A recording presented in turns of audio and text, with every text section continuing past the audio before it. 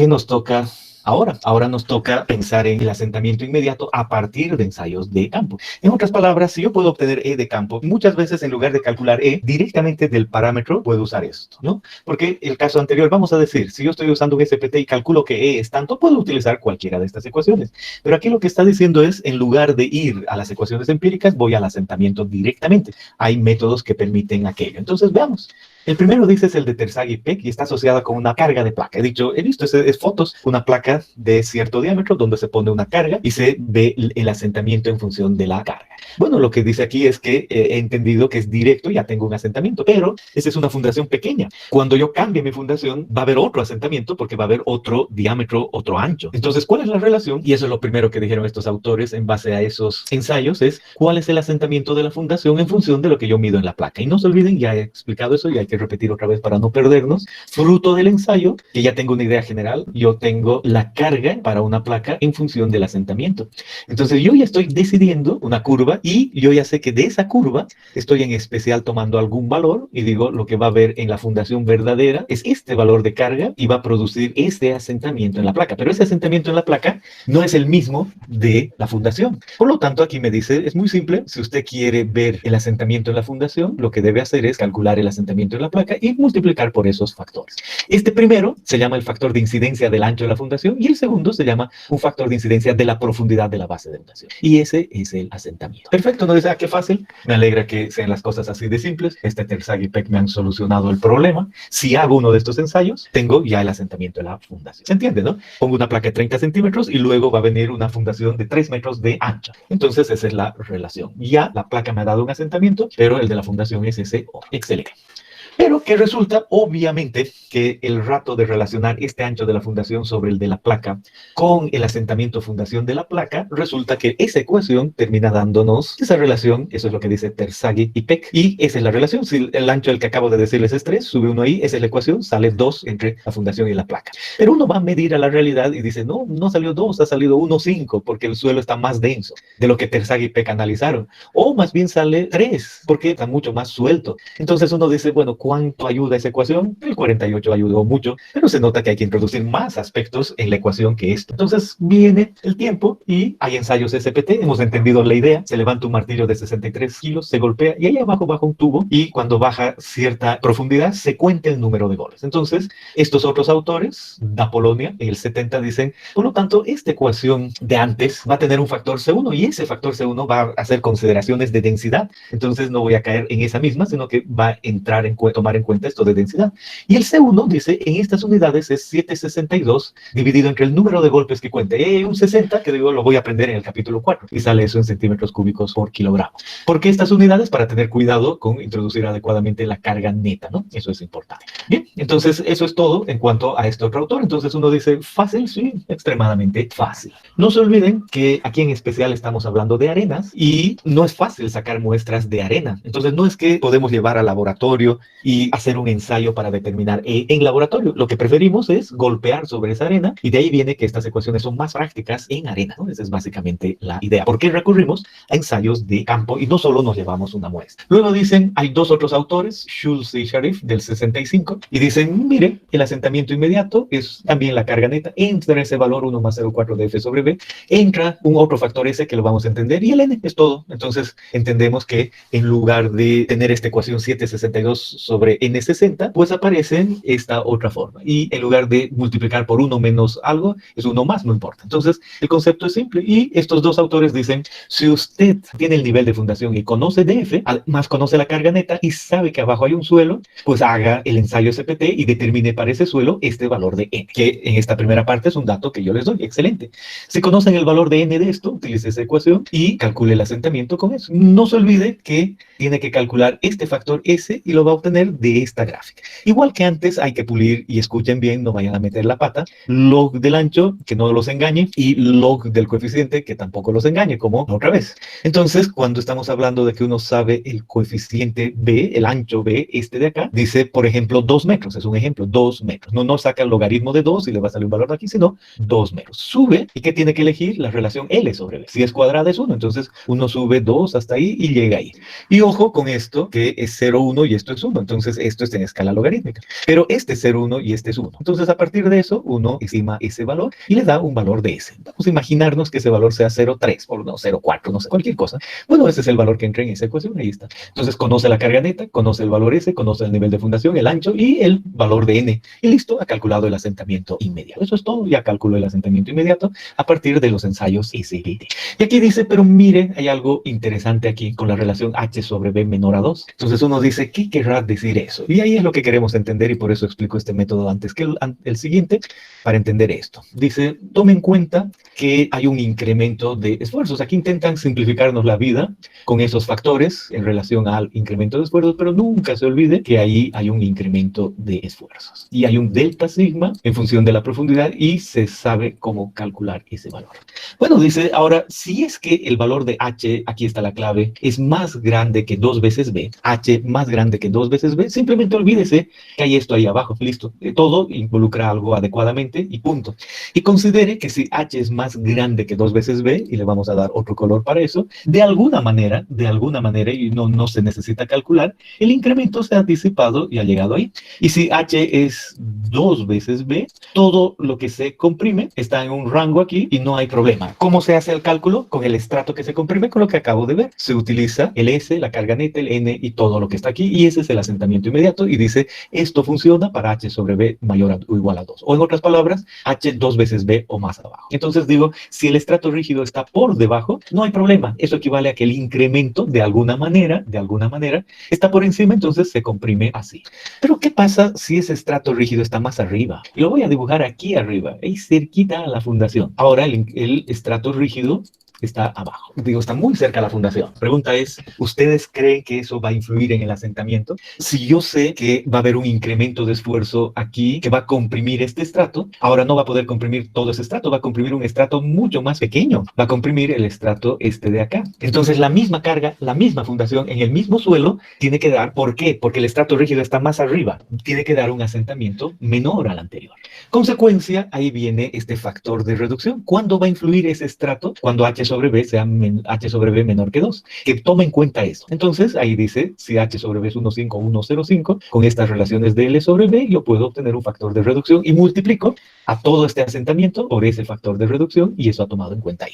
Una vez más lo digo, es importante entender esto en todas estas gráficas. Si yo tengo este estrato que se comprime, que no lo conozco en este método, es cualquiera, pero entiendo que hay un incremento que no calculo, no necesito, y ese incremento ya no es significativo a una profundidad, por lo tanto, debajo de esta fundación comprime esta altura de suelo y eso me da lugar a un asentamiento. ¿Cómo va esa relación aquí? Por supuesto, con la relación L sobre B y el ancho me da ese coeficiente S de ahí, que involucra la profundidad y cuánto va el incremento. No necesito calcular como en el capítulo 1, pero ahí está la relación para este método. Igual que en los anteriores ejercicios, ¿verdad? Hay un factor I que hace esa condición, hasta dónde comprimirse. Y si yo cambio los valores de carga neta, es obvio que cambia el asentamiento, pero si cambio la relación B y la relación L, estoy cambiando esta altura de suelo que se comprime, que no la calculo, pero entiendo. O va a ser más arriba o más abajo, y eso va a influir en el asentamiento. ¿Y qué utilizo para saber esos cambios? Este factor S. Y ahí cambia el asentamiento inmediato. Para la misma carga neta y el mismo suelo, el S cambia,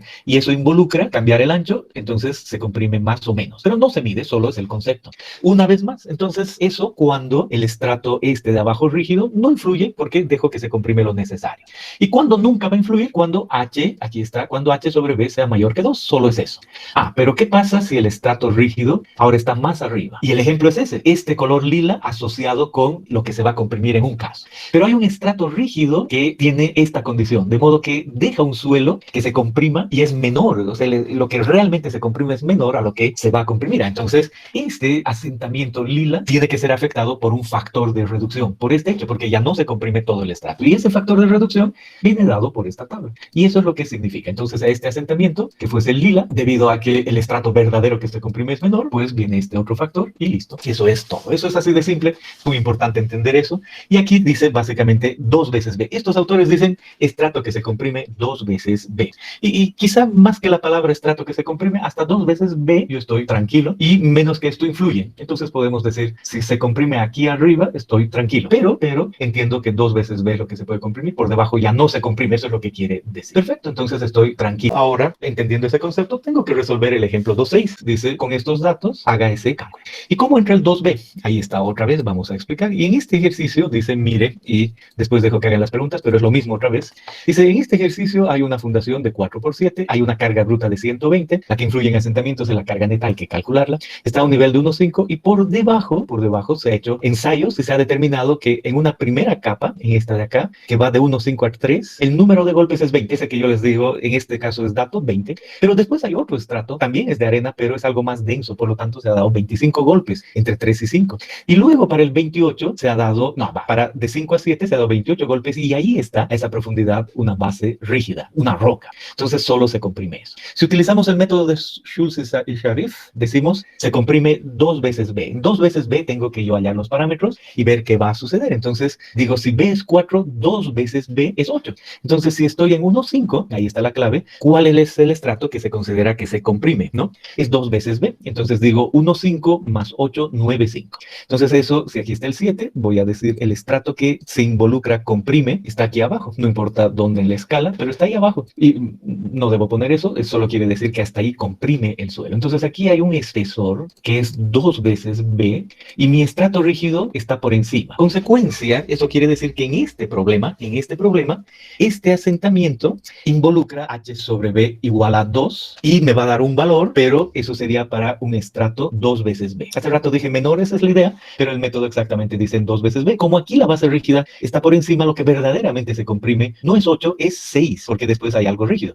Entonces, como es 6 dividido entre 8, hay una otra relación de asentamiento, por lo tanto, en ese problema tengo que utilizar este factor, por esa razón. Eso con respecto a este factor de reducción, y luego, para ese ancho que es 4 metros, subo con la relación L sobre B, hallo el coeficiente, tengo S y puedo hacer el cálculo. En este problema, y después de eso dejo que pregunten, aparece N, y aquí digo, muy interesante que hay diferentes valores de N. ¿Cuál debería usar? ¿20, 25, 28? Todos los valores influyen porque todo el estrato se comprime. El hecho de que 2B llegue aquí, se comprime el suelo aquí, el suelo ahí y el suelo ahí. Entonces, ¿realmente qué uso? Lo mejor es usar un promedio ponderado. Entonces digo, a ver, hay 3 estratos aquí. Si hay 3 estratos, aquí al centro hay un valor de N representativo, y al centro hay otro valor de N representativo, y ahí hay otro, y los 3 influyen porque acabo de ver eso. Entonces, este es 20, este es 25 y este es 28, y yo sé los espesores de cada estrato.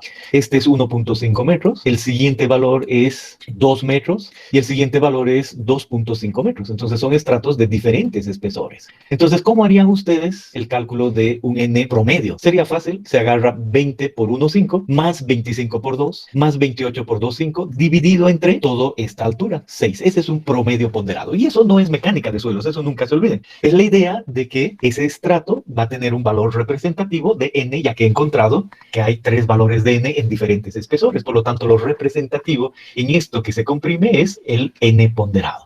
El valor de N por la longitud de cada uno de los estratos dividido entre la longitud total. Y eso es lo que está en este ejercicio y así se debe manejar. Bien. ¿Y cómo hacemos con el otro método? Entonces, también hay un ensayo SPT. Se entiende que a partir de un ensayo SPT igual se ha obtenido el valor de N y aparecen estos otros autores, Burland y Burbidge del 85, y dicen, miren, ahora utilice cualquiera de esas ecuaciones, pero siempre distinga entre si usted tiene el suelo normalmente consolidado o sobreconsolidado. Lo hemos repetido harto sobre esto en mecánica de suelos 1, para distinguir si el suelo es tipo 1 o es suelo tipo 2. Y dice, si el suelo es sobreconsolidado, la variación está aquí en cómo usar la carga neta. Si es normalmente consolidado, use la carga neta tranquilo. Si es sobreconsolidado, a la carga neta que calcule, réstele 2/3 del valor de carga inicial a nivel de fundación. Todo eso es QQ'0. Entonces, excelente, ahí queda una primera idea. Entonces, una vez que entendemos eso, no nos hacemos lío, decimos, imaginemos que nuestro suelo está normalmente consolidado.